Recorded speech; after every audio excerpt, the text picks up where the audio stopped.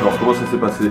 Moi j'ai bien aimé, hein. C'était à la fois enjoué, drôle, et puis difficile, hein, parce que les questions étaient un peu dures.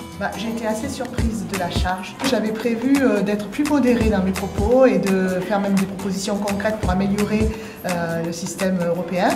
Mais c'était tellement violent de l'autre côté que je me suis dit qu'il fallait défendre. On peut prendre déjà une première question sur où le spectacle, des questions qui touchent à l'Europe par rapport à ce que vous avez pu voir. Il y avait des arguments qui étaient tellement faciles à charge qu'il fallait que j'explique aux jeunes que les choses elles étaient concrètes et je les ai ramenées au maximum à leur vie de jeunes et aussi à la situation de La Ciotat et de notre région.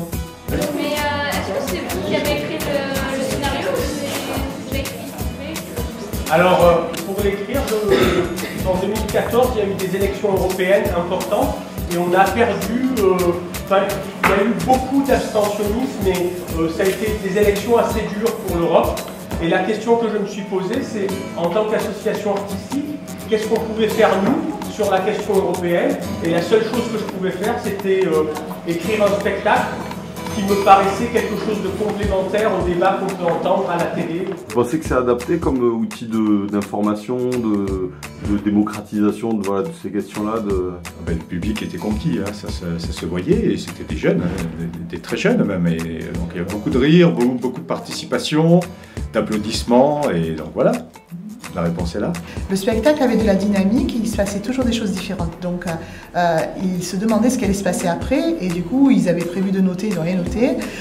Et ils étaient venus pour rire, mais ils riaient pas tout le temps. Vous pensez que le format il est adapté à des élèves, des jeunes, des collégiens ou des lycéens? Collégiens oui, mais classe de 3e, voire classe de 4e puisqu'on peut traiter la justice, mais 3e surtout puisqu'il y a pas mal de prérequis, de connaissances à avoir sur l'Union européenne. Ce qu'il faut maintenant, c'est qu'ils en discutent après. Et voilà, donc là, ils ont reçu, comme moi j'ai reçu, la charge, on va dire, de la dynamique du spectacle. Maintenant, il faut que les enseignants poursuivent cela en classe.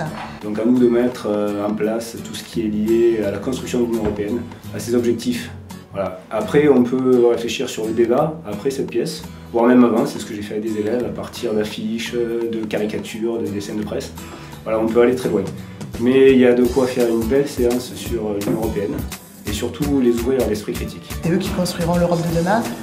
Et donc, c'est vrai que ces jeunes-là sont avant tout des consommateurs. Il n'y a pas tellement de contenu finalement dans les programmes, etc., qui permet cette liberté. Et là, ils ont eu l'occasion.